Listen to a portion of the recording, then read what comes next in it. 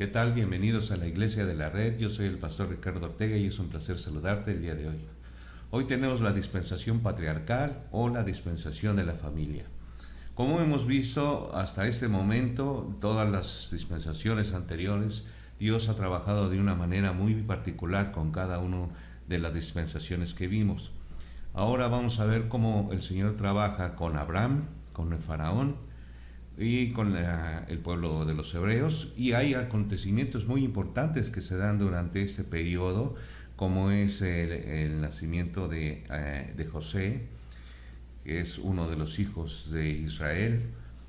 Jacob también es una persona importantísima en cuestión de esta dispensación. El pueblo de los hebreos, el mismo faraón y los acontecimientos que se dan durante ese periodo es muy importante. Claro que en esta ocasión obviamente no podemos abarcar todo lo que está durante este periodo, pero vamos a procurar tener lo más importante.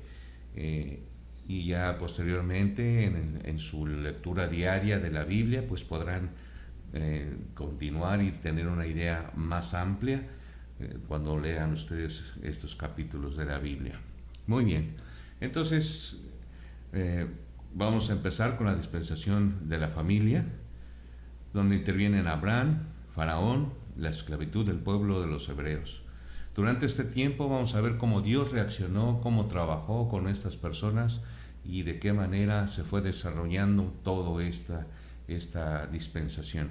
Vamos a ver entonces lo que dice el diccionario bíblico acerca de la palabra patriarcal. Dice del patriarca o del patriarcado o relacionado con ellos, una organización patriarcal, una sociedad patriarcal. Autoridad, gobierno, que se ejerce con sencillez sin excesiva dureza. Muy bien, eso es lo que dice el diccionario bíblico en cuanto a la palabra patriarcal. Dice que es autoridad, gobierno, que se ejerce con sencillez y sin excesiva dureza. El diccionario teológico dice lo siguiente: hombre que por su experiencia o sabiduría es respetado por un grupo familiar o una comunidad en los cuales goza de autoridad. Nombre dado en la Biblia a algunos personajes del Antiguo Testamento que fueron jefes o cabezas de una numerosa familia o descendencia. Abraham, Isaac y Jacob son los principales patriarcas hebreos. Así que estamos viendo que tiene que ver con que fueron cabezas de una numerosa familia. Entonces, precisamente durante este periodo de la dispensación de la familia, la misma palabra patriarcal tiene que ver con que fueron jefes o cabezas de una numerosa familia o descendencia. Interviene lo que es la familia en general, lo que es padres, hijos, esposa y parientes. Por eso esta parte del periodo patriarcal tiene que ver con la familia, porque de esta manera fue como Dios llamó a Abraham. Y damos testimonio, de acuerdo a lo que está escrito en el diccionario teológico, que Abraham, Isaac y Jacob son los principales patriarcas de los hebreos. Muy bien. Otra palabra que necesitamos considerar también, aunque conocemos la palabra familia, vamos a ver qué es lo que dice el diccionario bíblico acerca de esta palabra que es familia. Familia significa casa paterna. Tiene que ver con que la familia, dijimos que era cabeza de una numerosa familia, es decir, que el hombre está sobre autoridad como patriarca, como autoridad y como casa paterna. Así que la familia se funda a través del hombre como la paternidad. Era la sociedad más pequeña en el culto, derecho y economía. Los hijos varones casados y su prole pertenecían también a la familia, en tanto vivía el padre de la familia. El cabeza de familia, el padre, por lo general era responsable único del culto religioso. Así que el padre tenía una función muy importante, que que era la responsabilidad de hablar de la palabra del Señor, de las enseñanzas que el Señor había manifestado hasta este momento. Recordemos que desde que el Señor empezó a hablar con el hombre, lo hacía de una manera pues directamente con ellos o a través de los ángeles, y eso lo vamos a ver un poquito más adelante. Muy bien, entonces vamos a considerar primero el nacimiento de Abraham. En Génesis 11:27 dice lo siguiente: estas son las generaciones de Taré. Taré engendró a Abraham, a Nacor y a Harán, y Harán engendró a Lot. Así que Abraham es hijo de Taré. Muy bien, vamos ahora a Génesis 12, del 1 al 3. Dice lo siguiente: este es el tiempo, en el momento en que Dios llama a Abraham, y vamos a ver de qué manera habla Dios con Abraham, y la primera relación, el contacto que tiene Dios directo con Abraham para que él escuche su voz. Dice Génesis 12, del 1 al 3, pero el Señor había dicho a Abraham: vete de tu tierra y de tu parentela y de la casa de tu padre a la tierra que te mostraré, y haré de ti una nación grande, y te bendeciré y engrandeceré tu nombre, y serás bendición. Bendeciré a los que te bendijeren, y a los que te maldijeren maldeciré, y serán benditas en ti todas las familias de la tierra. Así que el Señor aquí le da una promesa a Abraham, primero una instrucción de decir que se aparte, que se aleje de su tierra y de su parentela, de la casa de su padre, a la tierra que el Señor le iba a mostrar.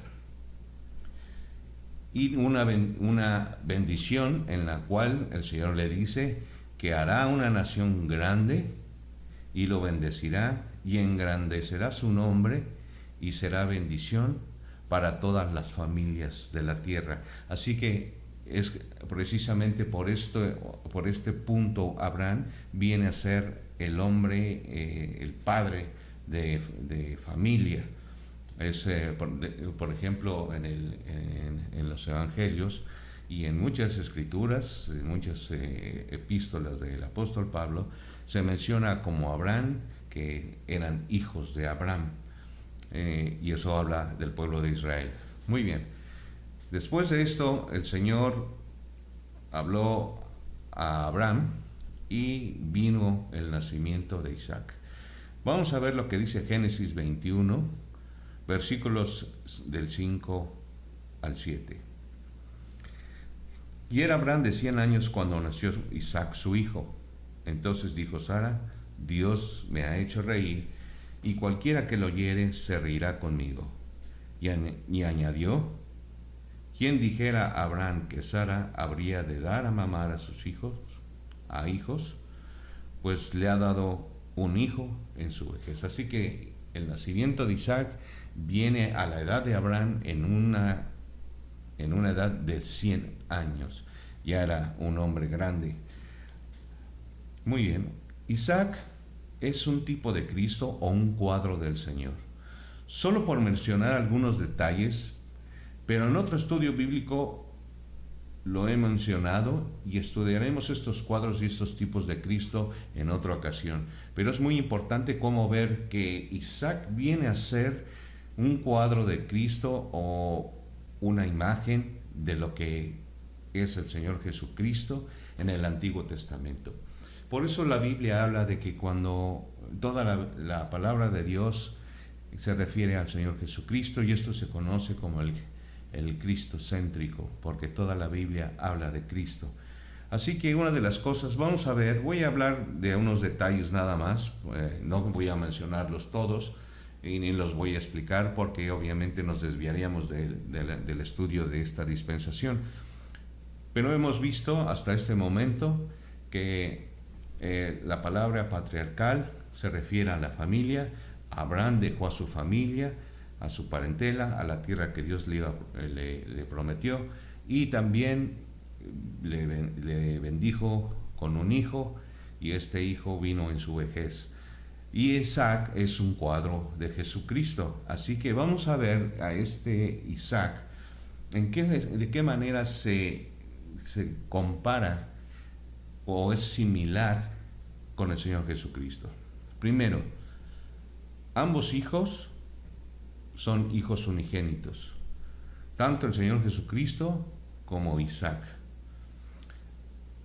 Porque, bueno, aquí voy a aclarar una cosa, porque Ismael también fue hijo de Abraham, pero él no heredó la promesa de lo que Dios le había dicho, sino Isaac fue el que heredó la promesa porque se lo había prometido a Abraham, que sería de la descendencia de él y de su esposa Sara, porque le dijo que Sara concebiría. Muy bien, entonces ambos hijos unigénitos, ofrecidos ambos en sacrificio. Curiosamente, en el periodo tanto de la familia, en esta dispensación de la familia, como en el tiempo de Jesucristo, aparece la presencia de un asno como una referencia. También Abraham e Isaac cargaron madera para el sacrificio, cosa que fue similar cuando el Señor Jesucristo cargó su cruz. Otra cosa muy importante es que Dios proveyó el cordero. Cuando Abraham estaba a punto de sacrificar a su hijo Isaac, Dios le dijo: detente, y proveyó el cordero. Así como en el tiempo de nuestro Señor Jesucristo, nuestro amado Dios, quien dio su vida por rescate por todos nosotros, se dijo Juan el Bautista: este es el Cordero de Dios que quita el pecado del mundo. Y Dios proveyó el Cordero, su Hijo unigénito. Otra cosa muy interesante que tienen comparativas entre Isaac y el Señor Jesucristo es que el Cordero estaba enredado entre espinas y el Señor Jesucristo también tenía una corona de espinas. Así que es muy interesante ver cómo se relacionan las características que presenta Isaac durante el periodo de su nacimiento, su crecimiento, y cuando Dios le pide a Abraham que él sacrifique a su hijo. Es un cuadro de lo que hizo nuestro Dios Padre, como lo hizo con el Señor Jesucristo. Y es muy interesante. Por eso los cuadros y figuras del Antiguo Testamento y del Nuevo Testamento son muy interesantes y nos da una apertura en cuanto a el estudio de la Biblia, y nos hace ver y comprender las similitudes que están en el Antiguo Testamento y en el Nuevo Testamento, cómo se relacionan, cómo se integran en cada una de las historias y cómo se van relacionando cada una de ellos. Y vemos cómo Dios trabaja de la misma manera, porque el Señor dice que Él trabaja de la misma manera y que Él no cambia. Bueno, vamos a ver entonces la profecía de la descendencia de Abraham. Es decir, vamos a ver qué es lo que le iba a acontecer a la familia que le había dicho Dios de que él iba a tener una gran descendencia. Dice Génesis 15, versículo 13: entonces Jehová dijo a Abraham: ten por cierto que tu descendencia morará en tierra ajena y será esclava allí y será oprimida 400 años. Dios le estaba diciendo a Abraham que toda la descendencia desde Isaac, Jacob y en adelante, todos ellos iban a entrar en un cautiverio por 400 años. Dice aquí que morará en tierra ajena y será esclava allí por 400 años. Vamos a ver que también durante ese tiempo no había ley todavía, pero Dios se comunicaba directamente por medio de ángeles, y voy a dar dos ejemplos. Dios se comunicaba directamente o por medio de ángeles. Génesis 17:9 dice lo siguiente: Dijo de nuevo Dios a Abraham: en cuanto a ti, guardarás mi pacto, tú y tu descendencia después de ti por sus generaciones. Así que dijo de nuevo Dios a Abraham, o sea, la comunicación entre Abraham y Dios directamente. Estamos hablando de que Dios se comunicaba directamente o por medio de ángeles. Y la otra es, vamos a ver cómo se comunicaba por medio de ángeles. Génesis 16:10 dice lo siguiente: le dijo también el ángel de Jehová: multiplicaré tu trono, tanto tu descendencia, que no podrá ser contada a causa de la multitud. Muy bien, así que le dijo también el ángel de Jehová: multiplicaré tanto tu descendencia, que no podría ser contada a causa de la multitud. Aquí el contexto de lo que está hablando este versículo en particular es que Dios le hablaba a Agar, a la esclava de Sarai, esposa de Abraham, porque la había expulsado. Muy bien, ahora entonces, ya que hemos llegado hasta este punto, vamos a ver quiénes son los patriarcas, los principales, que dijimos que era Abraham, Isaac y Jacob. Muy bien, vamos a ver. Génesis 11:31 dice lo siguiente: y tomó Taré a Abraham su hijo, y a Lot de Harán, hijo de su hijo, y a Sarai su nuera, mujer de Abraham su hijo, y salió con ellos de Ur de los Caldeos para ir a la tierra de Canaán, y vinieron hasta Harán y se quedaron allí. Isaac, Génesis 21:5, y era Abraham de 100 años cuando nació su hijo Isaac. Y Jacob, dice Génesis 25, del 24 al 26, cuando se cumplieron sus días para dar a luz, he aquí había gemelos en su vientre. Y salió el primero rubio, y era todo velludo como una pelliza, y llamaron su nombre Esaú. Después salió su hermano, trabada su mano al carcañán de Esaú, y fue llamado su nombre Jacob. Y era Isaac de edad de 60 años cuando ella le dio a luz. Así que vemos que Abraham, hijo de Taré; Isaac, hijo de Abraham; Jacob, hijo de Isaac. Esos son los patriarcas principales del Antiguo Testamento en la dispensación de la familia.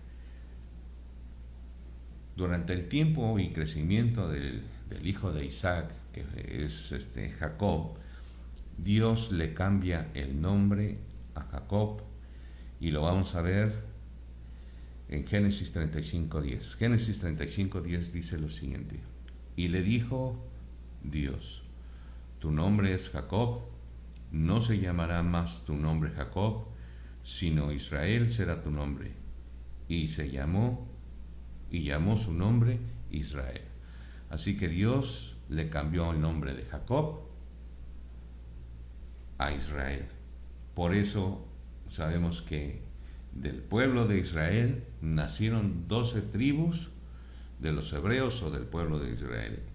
Los hijos de Jacob, vamos a verlo, que son los hijos de Israel, que son las 12 tribus de Israel,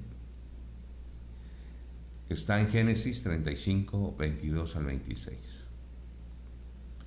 Dice el versículo 22: aconteció que cuando moraba Israel en aquella tierra, fue Rubén y durmió con Bilha, la concubina de su padre, lo cual llegó a saber Israel.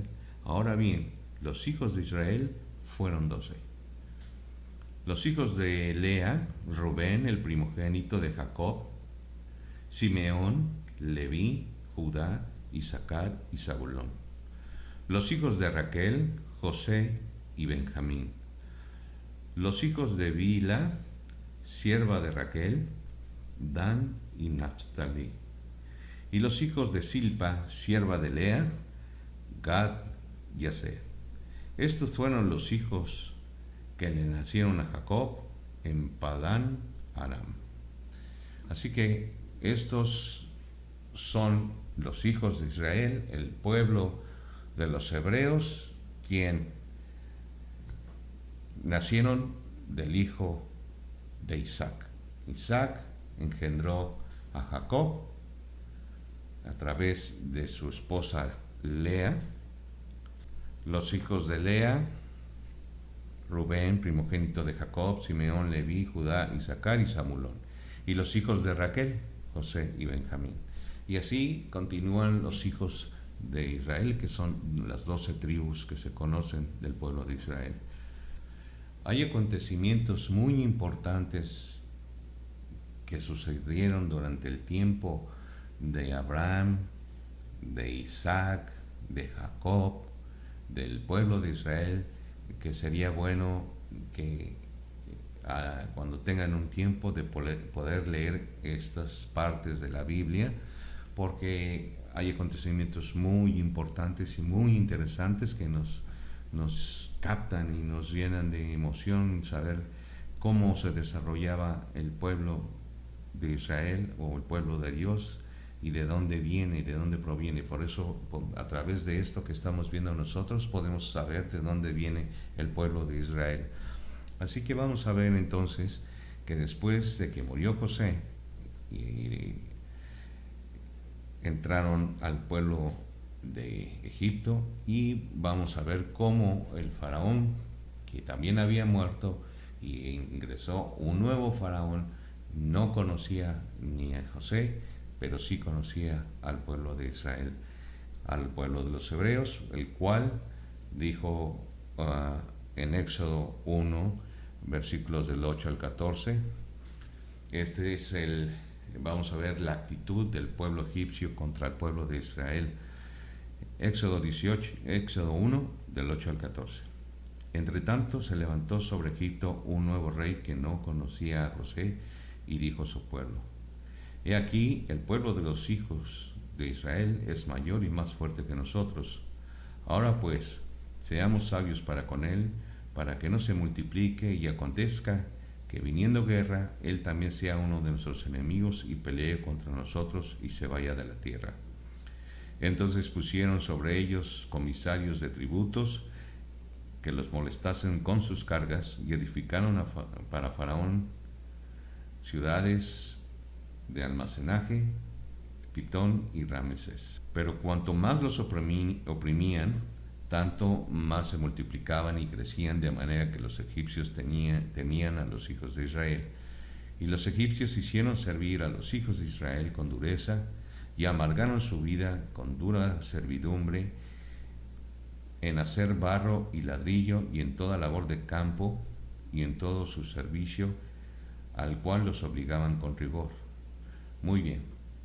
Entonces recordemos que Dios le había dicho a Abraham, el pueblo iba a ser cautivo durante 400 años. Génesis 15:13 dice: Entonces dijo Jehová a Abraham: Ten por cierto que tu descendencia morará en tierra ajena y será esclava allí, y será oprimida 400 años. Fueron oprimidos durante 400 años el pueblo de Israel en Egipto, donde Faraón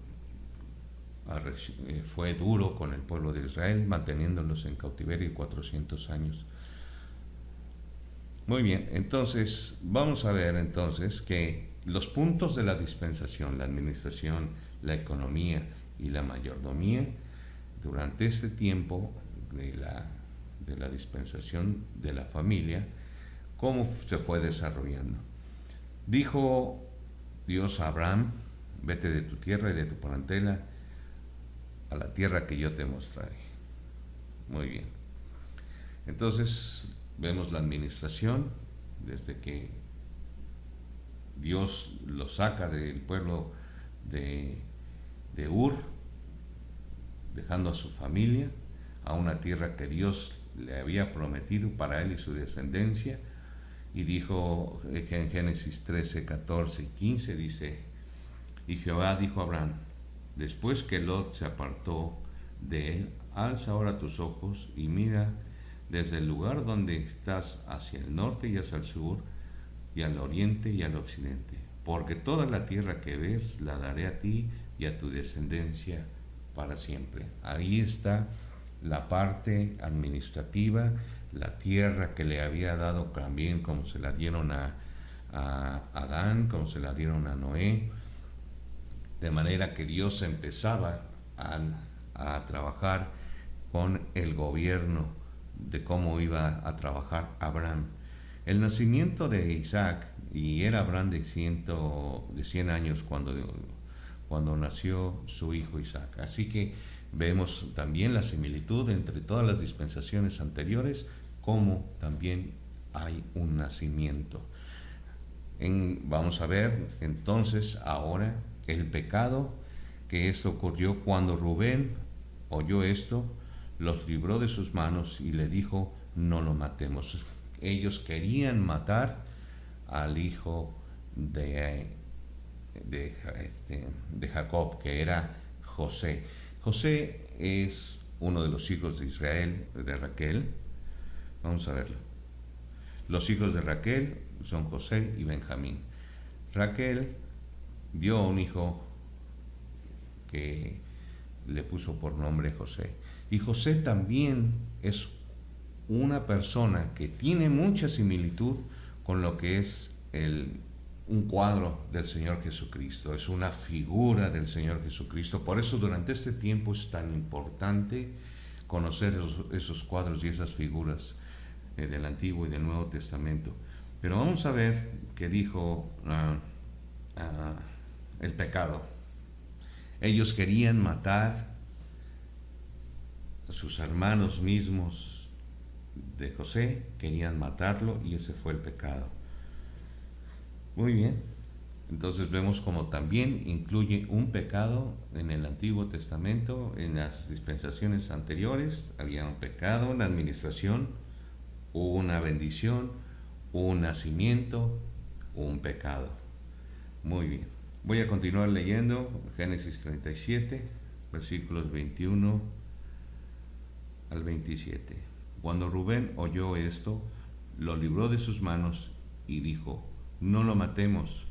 Y les dijo Rubén: no derraméis sangre echándolo en la cisterna que está en el desierto, y no pongáis mano sobre él, por librarlo así de sus manos, para hacerlo volver a su padre. Sucedió pues que cuando llegó José a sus hermanos, ellos quitaron a José su túnica, la túnica de colores que tenía sobre sí, y le tomaron y le echaron en la cisterna, pero la cisterna estaba vacía, no había en ella agua. Y se sentaron a comer pan, y alzando los ojos miraron, he aquí una compañía de ismaelitas que venía de Galad, y sus camellos traían aromas, bálsamo, mirra, e iban a llevarlo a Egipto. Entonces Judá dijo a sus hermanos: ¿qué provecho hay en que matemos a nuestro hermano y encubramos su muerte? Venid y vendémosle a los ismaelitas, y no sea nuestra mano sobre de él, porque es nuestro hermano, nuestra propia carne. Y sus hermanos convinieron con él. Así que los hijos de Israel le mienten a su padre diciendo que José había muerto, y recordemos que la palabra muerte significa separación. Así que separaron a Jacob de su hijo José, dándolo por muerto. Así que vemos también otra manera de separarlo, pero también de que fue separado a otra tierra, que fue a la tierra de Egipto por medio de los ismaelitas. Recordemos que en el momento que estaba yo hablando acerca de la profecía de los hijos de Israel, Dios le habla a Agar, en el contexto que estábamos hablando de Agar, que era esclava de Sarai. Este hijo que tuvo Agar, esclava de Sarai, yo había comentado que su nombre era Ismael.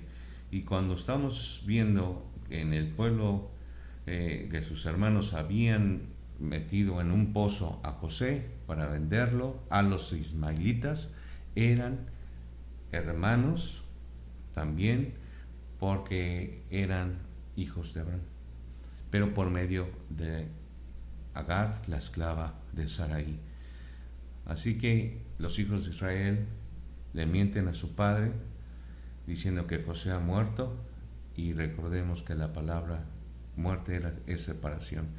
Se separaron a José de su padre y también lo separaron de la tierra, así que se fue a otra tierra. Muy bien, entonces vamos a ver qué es lo que hace José en Egipto. Lo vamos a ver en Génesis 41, 37 al 41. Génesis 41, 37 al 41. José se convierte en el gobernador de Egipto. Dice el versículo 37, el asunto pareció bien a Faraón y a sus siervos. Y dijo Faraón a sus siervos, ¿acaso hallaremos a otro hombre como este, en quien esté el Espíritu de Dios? Y dijo Faraón a José, pues que Dios te ha hecho saber todo esto, no hay entendido ni sabio como tú. Tú estarás sobre mi casa y tu palabra se gobernará todo mi pueblo. Solamente en el trono seré yo mayor que tú. Y dijo además Faraón a José, he aquí que yo te he puesto sobre toda la tierra de Egipto. Así que lo pone en una posición muy alta, en otro periodo, dentro de esta misma dispensación, a una tierra donde él recibe bendición. Y recordemos que en cada dispensación siempre hay de por medio lo que es la administración. Así que recordemos que es administrar, gobernar la economía y el ser mayordomo, lo que significa la dispensación. Y eso es lo que aconteció con José, de que llegó a ser gobernador del pueblo de Egipto y tenía un pueblo muy alto en cuestión de autoridad, que solamente el de arriba era el mismo Faraón. José también viene a ser un tipo de Cristo o un cuadro del Señor. Los tipos hasta este momento han sido Adán, la simiente prometida, Abel, Isaac y José. Estos 5 tipos o figuras del Señor Jesucristo los vamos a ver más adelante, pero es muy interesante, muy importante ver cómo en cada dispensación hay cosas muy interesantes que nos hablan de estas similitudes entre las dispensaciones. Lo hemos visto: nacimientos, pecado, muerte, separación, fuera de la tierra, administrar, gobernar la economía, el ser mayordomo. Entonces tiene que haber una similitud entre todas las dispensaciones desde el principio hasta el final, y todo eso es muy interesante, aparte de ver cómo podemos ver el cuadro, la figura de nuestro Señor Jesucristo en cada dispensación. Muy bien. Cuando terminemos con las dispensaciones, la siguiente enseñanza será los cuadros del Señor Jesucristo. Vamos a ver posiblemente unos 8 o 10 cuadros del Señor Jesucristo en el Antiguo Testamento. Muy bien. Vamos a continuar, entonces nos vamos a Éxodo capítulo 12, versículo 40. En el tiempo que los hijos de Israel vivieron en Egipto fueron 430 años.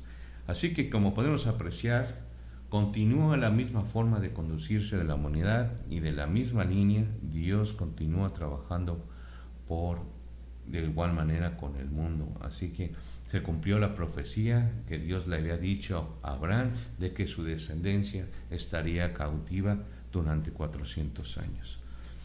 Por eso lo dijo el Señor Jesucristo: el Espíritu del Señor está sobre mí, por cuanto me ha ungido para dar buenas nuevas a los pobres, me ha enviado a sanar a los quebrantados de corazón, a pregonar libertad a los cautivos y vista a los ciegos, a poner en libertad a los oprimidos, así como los que están oprimidos, a los que no tienen a Cristo en su corazón. En este momento vemos cómo la misma Biblia nos va llevando a que en cada dispensación hay una enseñanza para hablar con las personas, para predicar el Evangelio.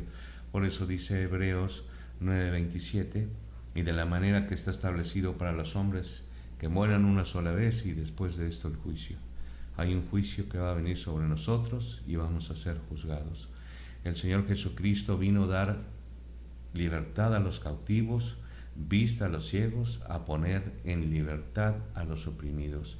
Así que, aparte de eso, va a venir un juicio y Dios nos puede ayudar a ser libres, porque si el Hijo os libertare, seréis verdaderamente libres. Y donde está el Espíritu de Dios, ahí hay libertad. Así que dice Hechos 3:19, así que arrepentíos y convertíos para que sean borrados vuestros pecados, para que vengan de la presencia del Señor tiempos de refrigerio. Hoy es un momento de cambiar de nuestra manera de pensar, de las cosas de Dios. Hoy es un tiempo para ser salvos. El pueblo de Israel terminó cautivo, como muchos hombres y mujeres lo están en este tiempo. No son libres, no son salvos y no creen en el Evangelio, las buenas nuevas. Hay una buena nueva y ese es el Evangelio. Y el Evangelio se encuentra en 1 Corintios capítulo 15, versículos del 1 al 4, y dice lo siguiente: además os declaro, hermanos, el Evangelio que os he predicado, el cual también recibisteis, en el cual también perseveráis, por lo cual asimismo si retenéis la palabra que os he predicado, sois salvos, si no creísteis en vano. Porque primeramente os he enseñado lo que asimismo recibí, que Cristo murió por nuestros pecados conforme a las Escrituras, y que fue sepultado y resucitó al tercer día conforme a las Escrituras. Así que el Señor murió en la cruz por nuestros pecados, por ti y por mí. Él dio su vida, el rescate por muchos. Él no quiere que nadie se pierda, sino que todos procedan al arrepentimiento. Así que arrepentíos y convertíos para que vengan de la presencia del Señor tiempos de refrigerio, para que puedas ser libre, para que tengas libertad, para que puedas ver, porque hay un velo sobre todas las personas que no pueden ver, pero solamente pueden ver a Dios a través de la predicación del Evangelio, porque Cristo murió por todos nosotros y a través de la prédica, por medio del Evangelio, ellos pueden escuchar la verdad de Dios, de que Cristo murió por nuestros pecados, por todos nosotros, y no quiere que nadie se pierda. Así que dice Hechos 16:31, y ellos dijeron: cree en el Señor Jesucristo y serás salvo tú y tu casa. Tú puedes ser salvo de este tiempo peligroso, este tiempo donde hay incertidumbre, donde acontecimientos naturales están sucediendo de una manera que no podemos explicar, pero que sabemos que el Señor está cerca. El Señor no tarda por venir por su iglesia, y hoy es un tiempo de arrepentirse y convertirse. Así que ven a la presencia del Señor y sé salvo tú y tu casa. Muy bien. Muchas gracias por vernos en esta ocasión.